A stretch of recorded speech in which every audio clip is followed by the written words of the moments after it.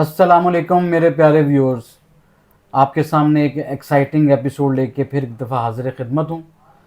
मैं पहले आपसे ये एक रिक्वेस्ट करूँगा कि मेरे इस YouTube channel seen on with Tayyab को सब्सक्राइब करें और बहुत ही इंफॉर्मेटिव वीडियोस आपके सामने वक्तन फ़वक्तन लेके आता रहूँगा।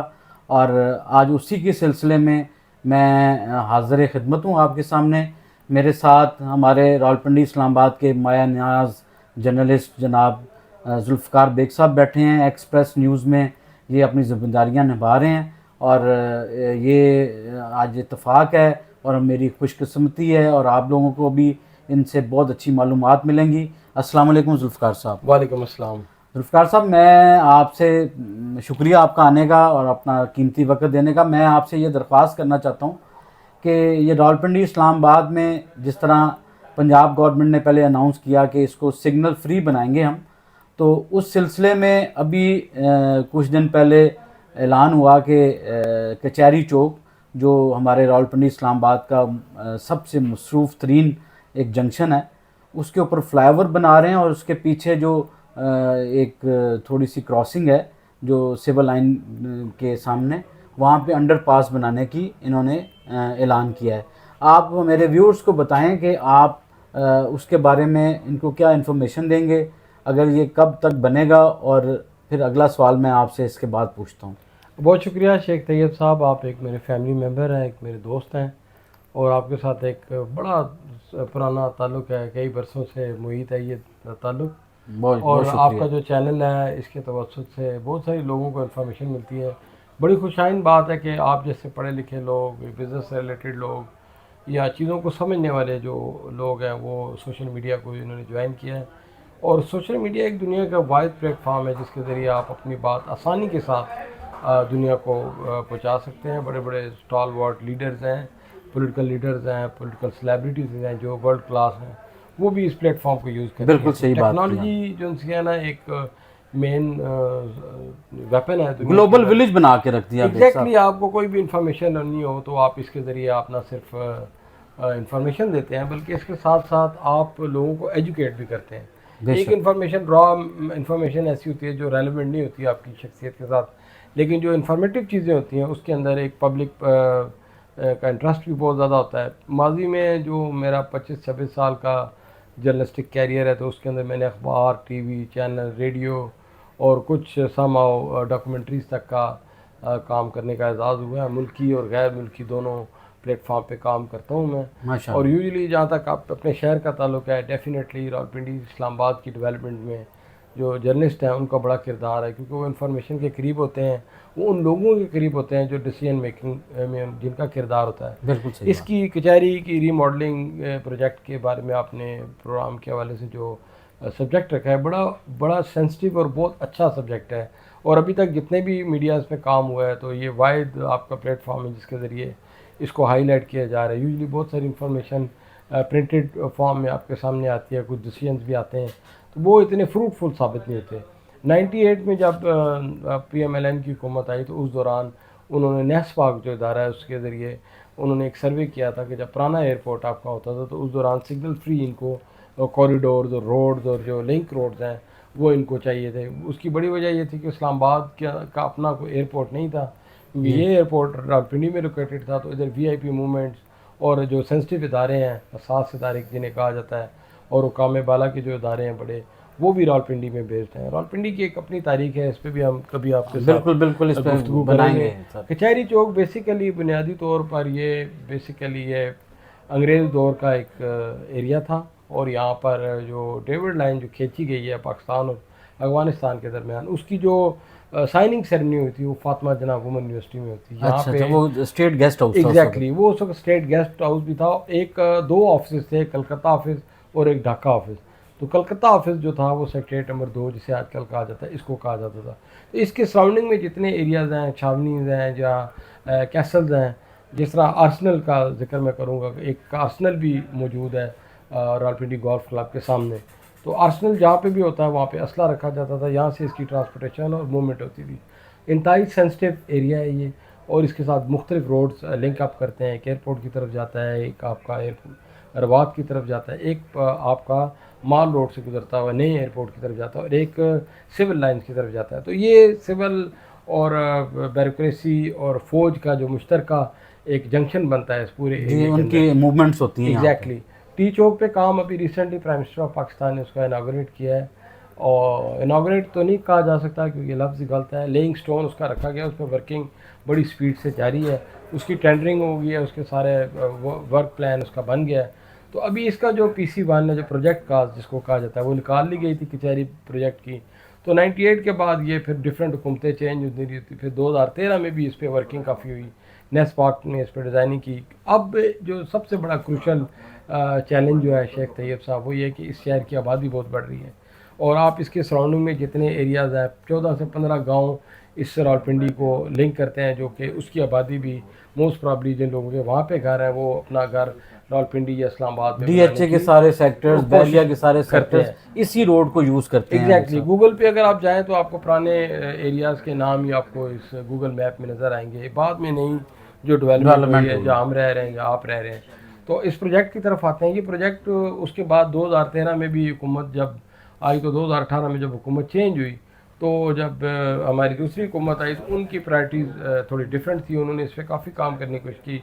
लेकिन जब मुशर्रफ साहब के दौर में भी लेह एक्सप्रेस वे और इस पर काम किया जाना था, लेकिन बदकिस्मती से हमारे यहाँ फंड्स का इशू होता है, चीज़ें नहीं मैनेज कर सकते, पॉलिसीज बन जाती हैं, इम्प्लीमेंट नहीं होता। एग्जैक्टली अब बड़ी सोसाइटीज़ जो उनसी हैं आपकी DHA की तरफ मूव कर रही हैं, और दूसरी जो बड़ी सोसाइटीज़ हैं नया एयरपोर्ट जो बनना है तो इसको लिंक अप कर रही हैं। तो इनको इस आबादी को कैप्चर करने के लिए, सिस्टमेटिकली लाने के लिए, तो इन्होंने डिफरेंट प्रोजेक्ट्स जिसमें रिंग रोड का भी एग्जैक्टली रिंग रोड जो है ना उन आबादीज़ को टच करेगा, जो कि अभी हमने जैसा कि हमने जिक्र किया। तो ये स्पेसिफिकली रोड जो है टी चौक से, यानी कि आपका जो रिंग रोड जिसका अभी आप जिक्र कर रहे हैं, जी जी, रिंग रोड से एयरपोर्ट तक, और फिर एयरपोर्ट से लेकर जो आपका टेक्सला हसन अब्दाल है, इसको ये टोटल सिग्नल फ्री रोड बनाएंगे। यानी कि एक आपका अल्टरनेट पिंडी सिटी के अंदर एक आपको एक मॉडर्न और one of the best motorway type का, एक मिनी मोटरवे टाइप का आपको मिल जाएगा माशाल्लाह। और इसका जो डिज़ाइन तैयार किया गया, इसके अंदर बेसिकली 3 अंडरपासेस हैं और 4 ओवरहेड ब्रिजेस हैं, और जो मेन माल रोड से ये लिंक करेगा GT रोड। सब इसके लिए हम दोबारा आपसे बात करेंगे। अभी हम अपने असल मौजू कचहरी चौक का बताएं मेरे व्यूअर्स एग्जैक्टली को। कचहरी चौक के हवाले से मैं बात कर रहा हूँ। ये माल रोड से स्टार्ट होगा, इसका एक लूप जाएगा आपका पेशावर रोड की तरफ, और जो पेशावर रोड जो उधर से आ रहा है कचहरी वाली साइड से, DHA वाली साइड से जो रोड आ रहा है, उसको ये लिंक अप करेंगे आपका जो टैक्स का बिल्डिंग है उसके पास से, और दूसरा जो अंडरपास और ओवरहेड ब्रिज बनाएंगे जनाब ब्रिज के पास। तो ये बेसिकली 4-5 सेक्टर्स पे इमीडिएटली काम शुरू हो गया है। इसके अंदर एक पार्क मूव होगा, डालिया रोड वाला जो रोड है उसको भी अंडरपास करते हुए, वो आप बाईपास यूज़ करते हुए आप उसको, यानी कि ये टोटल ऐसा मॉडर्नाइज्ड किस्म का प्रोजेक्ट बनाया जाएगा जिसमें ज़मीन जो है कम से कम इसमें यूज एक्वायर की जाएगी। लेकिन सरकारी बिल्डिंगों में फातिमा जनाब वुमेन यूनिवर्सिटी का और शहजादा कोठी एक है उधर, एक बड़ी पुरानी पिंडी के जो पुराने लोग हैं वो इस कोठी के बारे में डेफिनेटली जानते हैं, उसका कुछ एरिया आएगा, और एक पार्क जो मिडिल में बना हुआ है फातिमा जनाब वुमेन यूनिवर्सिटी और अडयाला रोड के मिडिल में एक ट्रायंगुलर पार्क है, उसको रिमूव करके उसकी जगह पे अंडरपासेस लाए जाएंगे। सर्विस लाइंस की जो शिफ्टिंग का काम वो तेज़ी से जारी है, क्योंकि एक सेंसिटिव एरिया है। सेंसिटिव एरिया के साथ साथ इसके अंदर से जितनी भी इंटरनेट की या पानी की या गैस की या इलेक्ट्रिक की जो लाइंस हैं उनको इमीडिएटली ट्रांसफ़र किया जा रहा है। मुतल्लिका इदारे इस पर काम कर रहे हैं और इसको 3 फेजेस में मुकम्मल करने की कोशिश की जाएगी। पहले ये मेरा एक अंडरपास डेवलप किया जाएगा जो सिविल लाइन को और DHA वाले रोड को, कचहरी को क्रॉस कर, पुराना GT रोड है। एग्जैक्टली पुराना GT रोड, बिल्कुल करेक्ट किया, thank you very much for this. पुराने GT रोड को ये लिंक अप करेगा। फिर सेकंड फेज़ में ये अडयाला रोड को माल रोड के साथ लिंक करेंगे, और माल रोड के बाद जो है वो रोड जो है ना पुराने एयरपोर्ट की तरफ जाएगा, और फिर उसके बाद जना पार्क के करीब जो आपका जी मैकडोनल्ड जना पार्क है, एग्जैक्टली मैकडोनल्ड के पास जो पुलिस लाइन्स है उसके पास से भी एक अंडरपास और ओवरहेड ब्रिज वो ऊपर से गुजरता है। एक लूप बनाई जाएगी ताकि वो जो सराउंडिंग में बिल्डिंग्स हैं वो कम से कम हो, इसमें कमिश्नर ऑफिस का कुछ एरिया भी यूज़ होगा। तो ये one of the most modern project है। इस प्रोजेक्ट की अफादियत ये है कि मुस्तकबिल करीब में जब आप मोबिलाइजेशन या ट्रांसपोर्टेशन का जो इश्यूज़ होगा वो बड़ा आसान हो जाएगा। वक्त की बचत भी होगी, फ्यूल की बचत भी होगी, और एनवायरमेंटल व्यू जो है वो भी इसका खूबसूरत हो जाएगा। बेग साहब, मैं अगला सवाल आपसे ये करना चाहता हूँ, आप मेरे व्यूअर्स को बता सकते हैं कि इस पे ये जितना भी काम होगा अप्रॉक्सीमेटली इस पे कितना टाइम लगेगा, ये कितने दिनों महीनों में ये कंप्लीट होगा प्रोजेक्ट? देखिए, अब साउथ एशिया के अंदर 7वें नंबर पर पाकिस्तान रोड कंस्ट्रक्शन और ब्रिजेस की कंस्ट्रक्शन में इसमें शुमार होता है। माशाल्लाह, अच्छा। और उसमें मेन जो इन्फॉर्मेशन ये है कि यूएई में और जो कुवैत और अरब ममालिक के अंदर पाकिस्तान के जो कंस्ट्रक्शन करने वाले हमारे प्रोजेक्ट डायरेक्टर्स हैं, उन्होंने काफ़ी काम किया, और one of the most modern machinery हमारे पास है। एनएलसी इसमें बहुत अच्छा काम कर रहा है, एफडब्ल्यू बहुत अच्छा काम कर रहा है। जितने बड़े प्रोजेक्ट्स हैं इनमें इनकी जो इंजीनियर्स हैं, इनकी जो टेक्निकल स्टाफ है, according to the world class इनकी सारी मेजरमेंट्स होती हैं, कंस्ट्रक्शन होती है। क्योंकि इस प्रोजेक्ट के ऊपर ना सिर्फ हुकूमत की बल्कि इंटरनेशनली बहुत सारे लोगों की इस पर नज़र है, क्योंकि रिंग रोड के साथ साथ आपके 7 इकनॉमिक जोन्स बनने जा रहे हैं, जो कि Rawalpindi chamber of commerce, Islamabad chamber of commerce और रवात में एक इंडस्ट्रियल एरिया के साथ साथ one of the most modern एक छोटा मिनी एयरपोर्ट भी फ्यूचर में बनाया जाएगा। ये अच्छा। फ्यूचर के जो लाइंस हैं, और फ्यूचर में मोस्ट प्रॉब्ली जब ये अंडरपास कंप्लीट हो जाएगा तो मोस्ट प्रॉब्ली कि टी चौक या रिंग रोड से आपको ये एयरपोर्ट तक एक स्पेशल एक ट्रेन भी चलाने का इनका प्लान है। तो ये या ज़ाहिर है पाकिस्तान एक अंडर डेवलप्ड कंट्री है, इसको कई चैलेंजेस का अंदरूनी और बैरूनी सामने है। उसके बावजूद अगर आप इस तरह के पब्लिक के हवाले से कोई प्रोजेक्ट्स बनाते हैं तो बड़ी खुशाइन बात है। जो प्रोजेक्ट्स बन रहे हैं ये वक्त की ज़रूरत है, ये कोई भी हुकूमत आए, लेकिन इसको इन प्रोजेक्ट्स को बर वक्त मुकम्मल करना और अवाम का ताउन इस पर बहुत ज़रूरी है।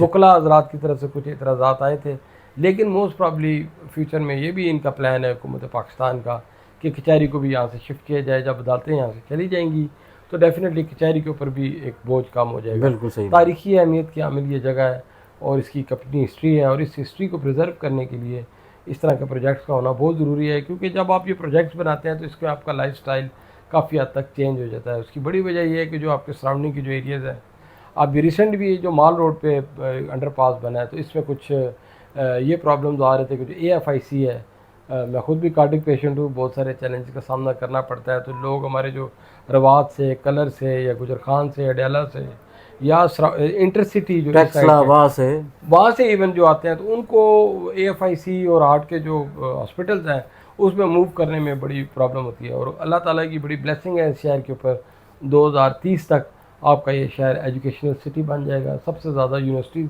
सबसे ज़्यादा कॉलेजेस, सबसे ज़्यादा स्कूल्स प्राइवेट और गवर्नमेंट के मिला के हाईली एजुकेटेड ये रीजन कहलाएगा। और इस वक्त वन ऑफ द मॉडर्न जो हेल्थ की फैसिलिटीज़ हैं यहाँ पर लोगों को अवेलेबल हैं, उसमें सरकारी भी हैं, प्राइवेट भी हैं, और वर्ल्ड क्लास जो इंटरनेशनल स्टैंडर्ड के जो डॉक्टर्स हैं जिनकी अपॉइंटमेंट्स आपको नहीं मिलती, तो वो आपकी फिंगर टिप्स पे आप you can find it easily. अगर रोड्स अच्छे होंगे, मोबिलाइजेशन अच्छी होगी, तो इससे आपकी क्वालिटी ऑफ लाइफ बढ़ेगी। बहुत बहुत शुक्रिया बेग साहब, आपने तफसील के साथ मेरे देखने वालों को बहुत सारी मालूमात दी, मैं आपका शुक्रिया अदा करता हूँ। दोस्तों, मैं नेक्स्ट वीडियो में बेग साहब को दोबारा तकलीफ़ दूँगा, वो इंशाल्लाह ताला ये इस प्रोजेक्ट के बारे में जब ट्रैफ़िक प्लान बनाएगी ट्रैफ़िक पुलिस वाले, वो कहाँ कहाँ से आप मूव करेंगे जब काम शुरू हो जाएगा, तो उसको आपके सामने अपडेट करेंगे। दुआओं में याद रखिएगा। अगर वीडियो पसंद आए तो लाइक और शेयर ज़रूर कीजिएगा। अल्लाह हाफ़िज़।